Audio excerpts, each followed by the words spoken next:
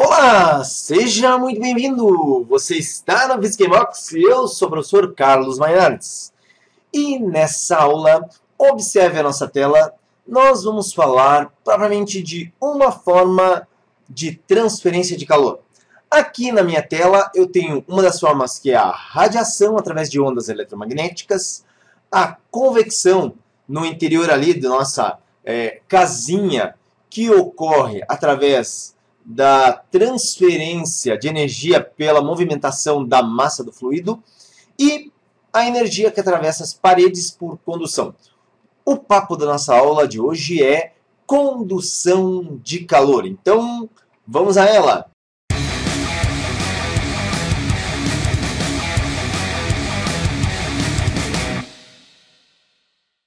Mas antes de começar, eu peço rapidamente, dá o seu like, ajuda o nosso canal e também estuda com a gente através do site fisquembox.com.br. Resolve questões online lá, se errar, fica sabendo através de vídeo como é que se resolve a questão. Fico te esperando então no site do Fisquembox para estudar com a gente. Agora vamos ao processo de condução de calor.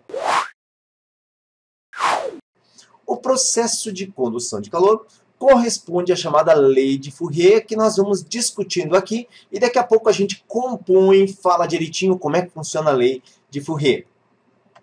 Mas considere aqui no nosso exemplo que nós temos uma parede de material homogêneo de espessura L. Também pode ser às vezes como, por exemplo, uma barra de ferro com comprimento L e o calor passando pela barra. Mas aqui vamos considerar, então, uma parede de espessura L.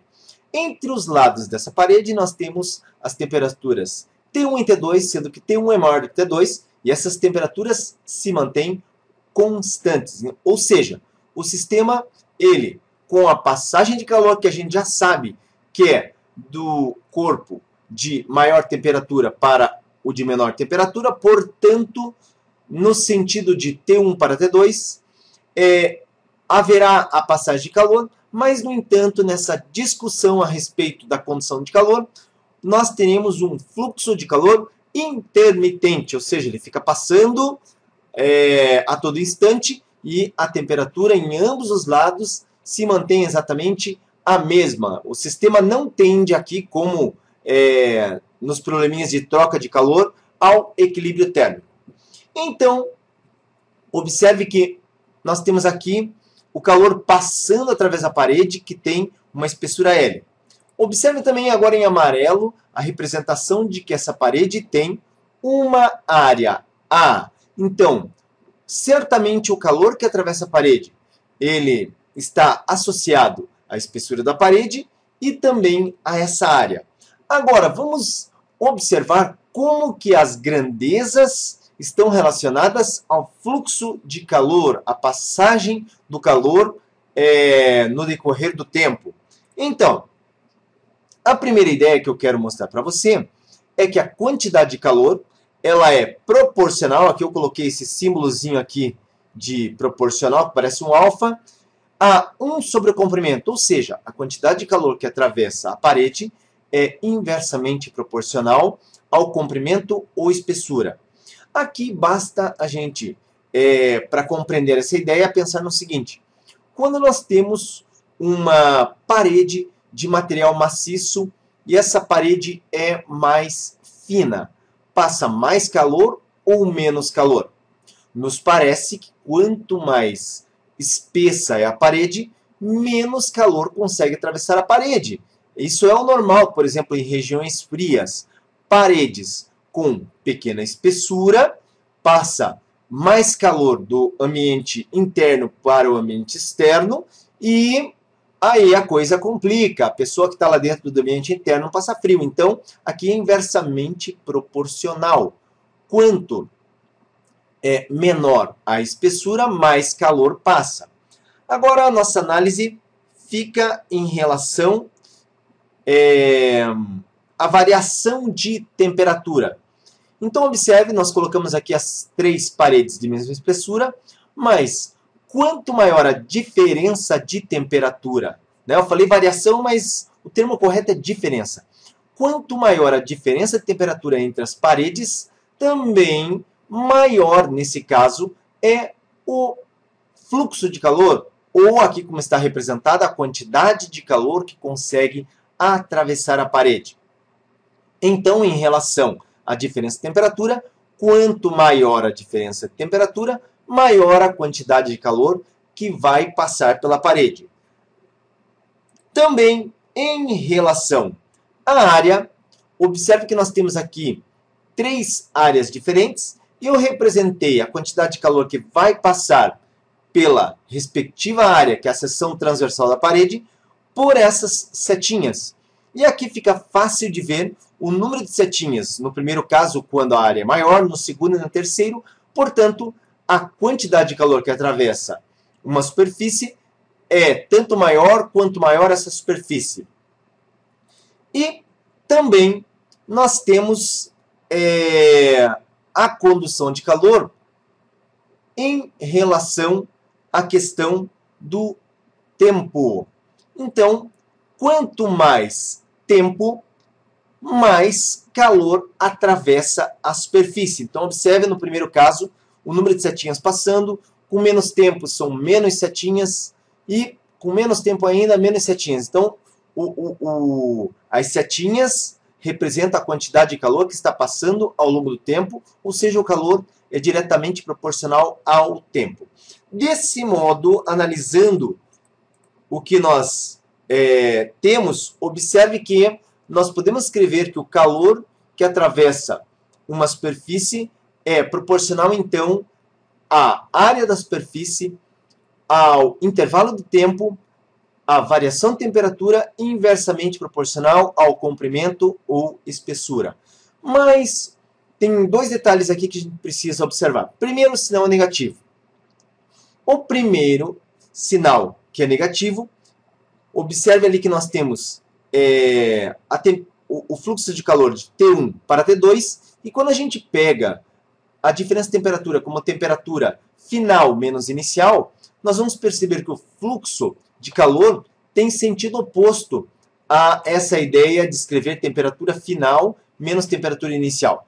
Por isso, o sinal ali. Mas caso você resolva já fazer a inversão, fazendo sempre temperatura inicial menos temperatura final, de acordo com o fluxo de calor, você não vai precisar utilizar o sinal, correto?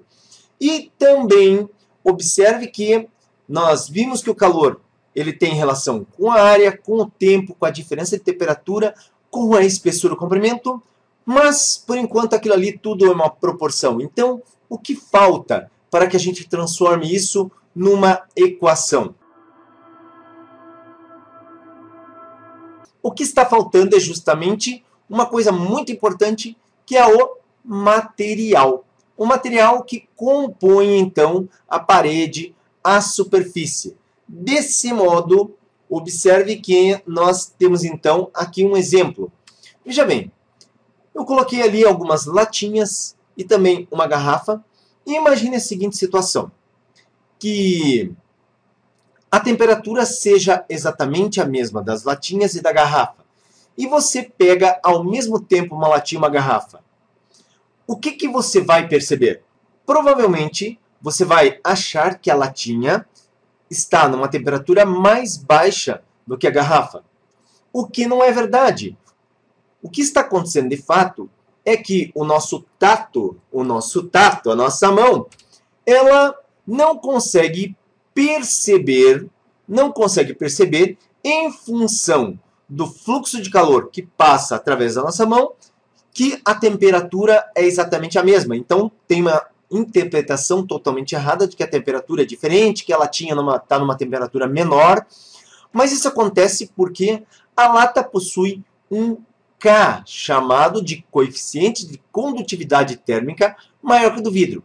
Isso significa que quem tem o K de maior valor transfere uma quantidade maior de energia por unidade, no caso de área, e por diferença de temperatura também.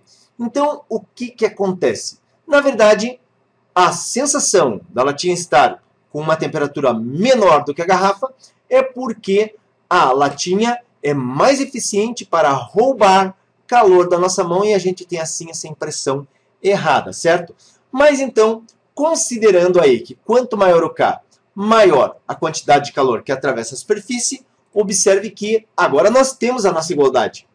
Quantidade de calor igual a K vezes A vezes ΔT, T minúsculo, que é o intervalo de tempo que o calor passa, vezes ΔTzão, que é a diferença de temperatura entre os lados da superfície, sobre a espessura ou L, que ali tem sentido de comprimento, mas na maioria dos casos você vai ver que vai funcionar como espessura aquele L.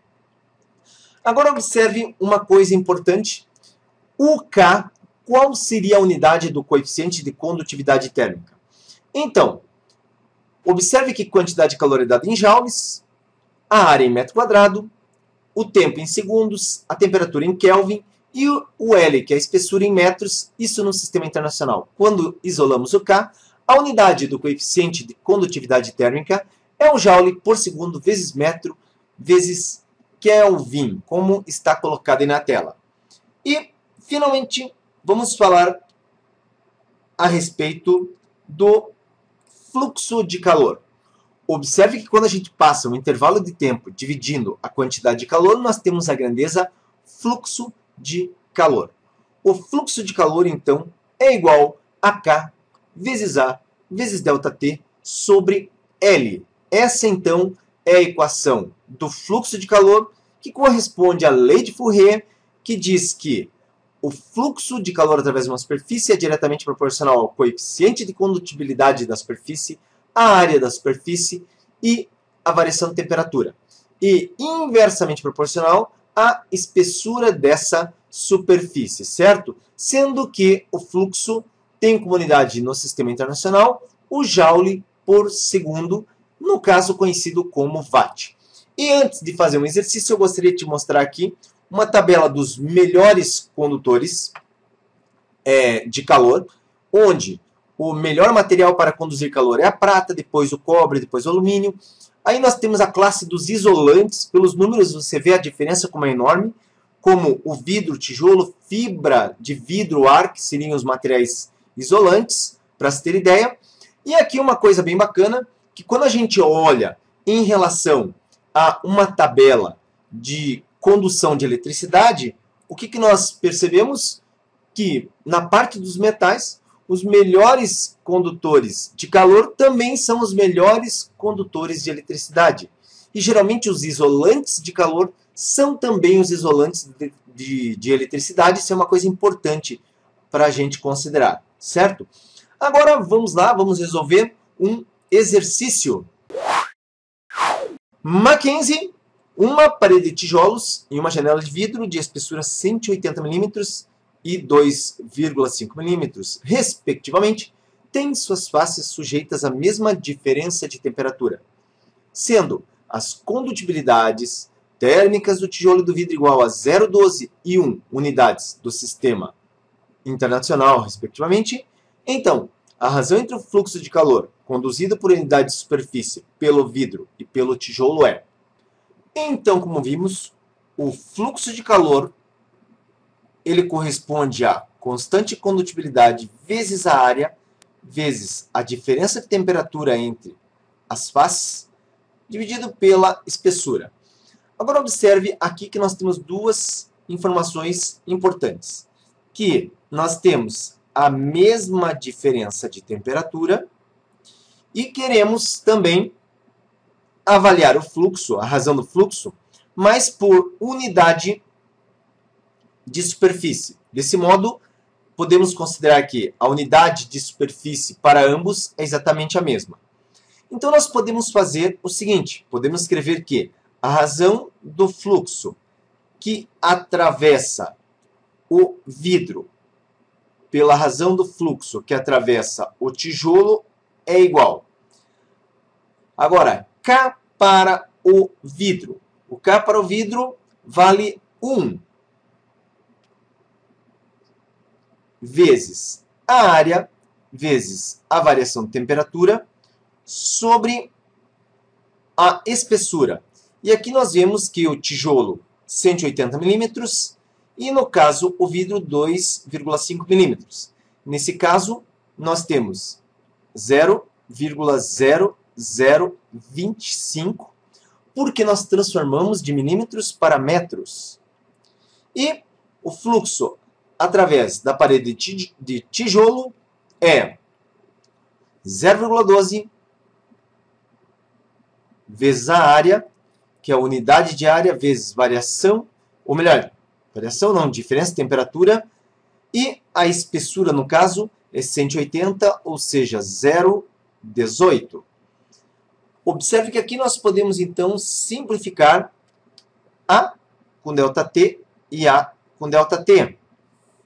A razão dos fluxos, então, é: se eu divido 1 por 0,0025, eu tenho como resposta 400. E aqui eu posso fazer o seguinte, para não ficar dízima periódica, dividindo ou simplificando 0,12 com 0,18, aqui fica 2, aqui fica 3, de modo que eu tenho, então, 400 sobre 2/3. Finalmente, o fluxo do vidro pelo fluxo pelo tijolo é: jogo 3 multiplicando 400, 1.200 por 2, a razão dá 600. E você enxerga esse resultado na alternativa D.